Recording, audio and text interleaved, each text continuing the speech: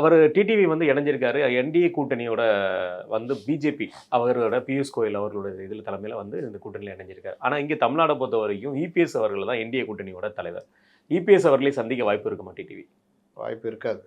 பெரும்பாலும் மேடையில் கூட ஒன்றா ஏற மாட்டாங்கன்னு நினைக்கிறேன். தனியாக தான் பிரச்சாரம் பண்ணுவாங்க. பாஜக மேடையில் இருப்பாங்க. என்டிஏ கூட்டணியில் ஏடிஎம்கே இருக்குது, நாங்களும் இருக்கிறோம்.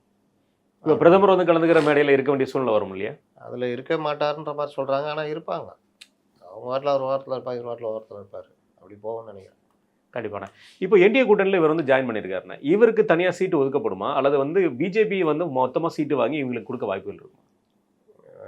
பிஜேபி வாங்கி பிரிக்கிறது தான் வாய்ப்பாக இருக்கும்.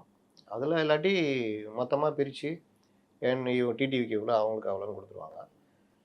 அதில் தாமரையில் நீங்கள் அவர் குக்கர் சின்னம் வச்சுருக்காரு. ஆமாம். அதனால் குக்கர் சின்னத்தில் அவர் போட்டி போடுவார். குக்கர் சின்னத்தில் இருப்பாரா அல்லது வேறு ஏதாவது சின்னங்கள் மாற வாய்ப்பு இருக்குமா? தாமரையில் வாங்கிடும். குக்கரை லாக் பண்ணி எடுத்துருவாங்க. குக்கர் சின்னத்தில் தான் நிற்பாங்க. போன தடவை கிடைக்கல. கிடைக்கல. ஆமாம்.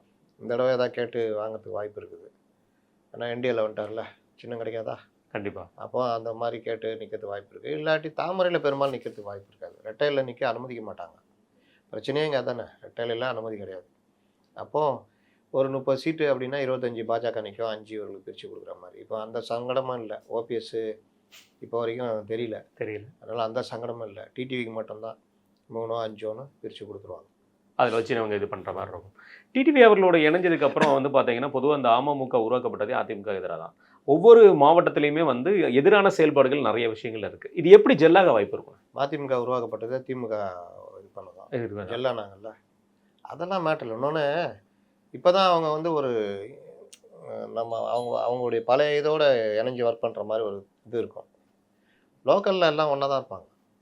வெளியே தான் இது அடிச்சுக்கிறார். டிடிவிக்கும் இபிஎஸ்க்கு மட்டும் தான் பிரச்சனை. லோக்கல்லாம் எப்போல்லாம் நல்லா இதாகிடுவாங்க. அப்புறம் பங்காளி எப்படி இருக்கு அது பண்ணுவோம் இது பண்ணுவோன்னு இறங்கி பண்ணுவாங்க.